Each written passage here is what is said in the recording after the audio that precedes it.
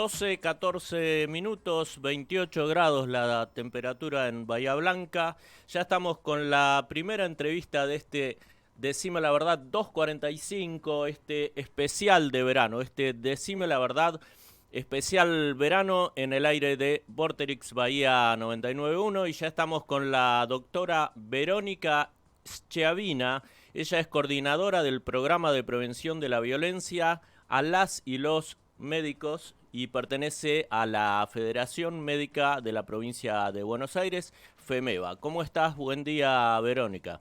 Buen día, muchas gracias por darnos esta oportunidad de conversar. Bueno, gracias a vos por atender el teléfono de Decime la Verdad. Verónica, ¿querés contarnos resumidamente cuál sería tu función dentro del área a la que perteneces? Sí, yo soy la secretaria de Hacienda de FEMEVA y coordino este programa que estamos desarrollando desde el año 2016.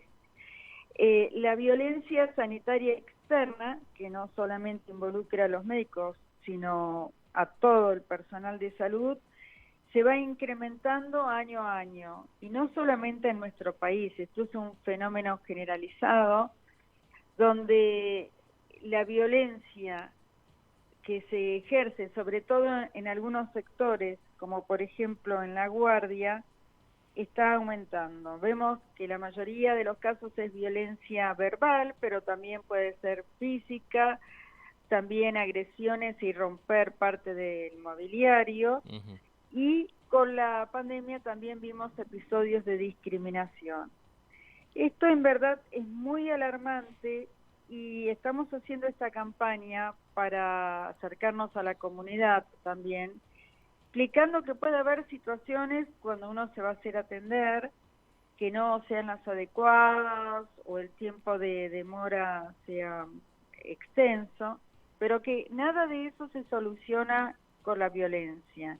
Al contrario, si se va instalando día a día, hay una situación emocional, de estrés, de miedo que se instala, que hace que funcione aún peor todo el sistema.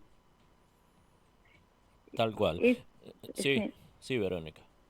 No, y por eso es importante que todos podamos escuchar esta situación. Hicimos una encuesta durante el mes de enero con los médicos federados y de los 853 médicos que contestaron la respuesta, el 60.7 contestó que sufrió en forma personal o un compañero de trabajo un episodio de violencia. Y eso no puede aceptarse como que es parte de la realidad en la atención, sino que debemos trabajar desde los distintos sectores como para tratar de prevenirlo. Y nosotros además tenemos un programa, si hay un médico que ha padecido un hecho de violencia, le damos asesoramiento legal y psicológico. Esto de lo psicológico creo que debemos entenderlo. Quien sufre un episodio de violencia y tiene que volver al día siguiente, le resulta muy complicado, muy difícil de absorber que puede ser agredido, que hay mucha incomprensión, y en un contexto donde las remuneraciones en el sistema de salud en general, no solo de los médicos, es baja, sino que además con la pandemia ha tenido un incremento importante todo lo que es la atención. Vemos que en el inicio de la pandemia pusieron más camas, se organizó, pero el personal de salud quedó igual. Es más, hay lugares donde es muy difícil conseguir médicos de guardia y se sigue con una sobredemanda de trabajo atendiendo. Por eso estamos alertando y pidiendo a todos tener paciencia, dialogar, poder expresarnos si hay algo que no creemos que es lo que corresponde en la atención, pero jamás la agresión. Tal cual, Verónica. Y esto se notó a partir del mes de diciembre, cuando la variante Omicron el COVID-19 se incrementó. Bueno, nosotros vemos que año a año va aumentando y que en lugares de la costa se les puso más difícil, Ujú. justamente porque recibieron un caudal muy importante de turistas. Pero hay una gran demanda que ha ido variando en los distintos lugares. En el inicio sabíamos que las terapias estaban al límite. Ahora se han visto las guardias y también lugares de atención ambulatoria y centros de testeo. Sí, con la pandemia, la verdad que la atención se ha incrementado y como te mencionaba, el personal de salud sigue siendo el mismo. Bien. Verónica, ¿a qué crees que responde esto? Bueno, en esta encuesta, según los médicos que contestaron, una parte importante creen ellos que es porque hay demora en la atención, eso es una de las causas más importantes. Porque también hablar de los diagnósticos muchas veces no es lo que esperan los pacientes y se han visto también situaciones de violencia en encuestas anteriores, también lo percibimos, por la atención de pacientes que tienen algún consumo de drogas o problemas psiquiátricos. Eso también es más complejo. Ujú. Se está pidiendo que haya seguridad en los hospitales, sobre todo, eso es importante.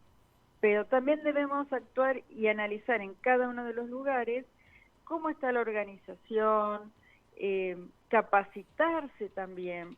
Por ejemplo, nosotros tenemos cursos virtuales desde la Fundación FEMEVA destinada al personal administrativo. Porque si pensamos en una guardia, por ejemplo, y hay gente que se impacienta, bueno, vemos que puede desencadenarse un episodio de violencia, quien primero percibe y está en contacto es un administrativo. Y no siempre están formados como para poder abordar estas situaciones. Y por eso nosotros insistimos que todos deben capacitarse para prevenir estas situaciones o saber cómo afrontar esta situación con un paciente que está violento, ¿no? Tal cual. Verónica, ustedes habían presentado un proyecto de ley, ¿sí? FEMEVA había presentado un proyecto de ley que tuvo media sanción en la Cámara de Diputados y que al no tratarse en la Cámara de Senadores perdió estado parlamentario, ¿verdad? ¿Por qué Sí, crees que se cajoneó si es que se cajoneó? nosotros trabajamos en este proyecto que fue tratado en diputados de la provincia de Buenos Aires, que es modificar un artículo del Código de Faltas. Si alguien agrede a personal de salud o lo discrimina, que tenga una sanción mayor, una penalidad mayor que si es alguien en general de la población. Algo similar a los docentes, que sí se modificó, porque somos personas, tanto en el ámbito de la salud como la educación, que estamos prestando un servicio a la comunidad. No sabemos por qué, pero en verdad hubo indiferencia. No sé si hay otros motivos atrás, pero el primero que yo podría pensar es indiferente, no les preocupa el personal de salud que sea agredido, ni que sea discriminado. O sea, pensar en la pandemia, todo el esfuerzo, la dedicación y los aplausos que hubo en el inicio, terminó a fines del 2021 Ujú. con que un proyecto en el Senado pierde el estado parlamentario porque no fue tratado. No sé, yo los motivos reales no los conozco, pero sí creo que hay indiferencia y que no les preocupa la situación que está atravesando el personal de salud, todos, porque cuando nosotros, bueno, somos una federación de médicos, pero esta situación de la violencia o de los malos pagos afecta a todos, desde el médico más encumbrado, a enfermeros, administrativos, camilleros, todos están atravesando y padeciendo esta situación. Personal de salud que en el momento más crítico de la pandemia estuvo al pie del cañón, por decirlo de algún modo. Eh, Así es, con muertos, con víctimas que fallecieron atendiendo se contagiaron y en verdad el reconocimiento aún es insuficiente para lo que se ha trabajado y se continúa sin tener vacaciones. Creo que ha pasado desapercibido el gran esfuerzo y el reconocimiento que tenemos que tener todos, la comunidad en general, hacia el personal de salud. Verónica, hablamos de la sociedad, hablamos de la parte política partidaria, digamos, y no quedamos al margen los medios de comunicación. Quiero preguntarte cómo viste y cómo ves vos el tratamiento que nosotros, los medios de comunicación, hicimos sobre esto que les está sucediendo a ustedes y que les sucedió en un principio, violencia, discriminación al personal de salud.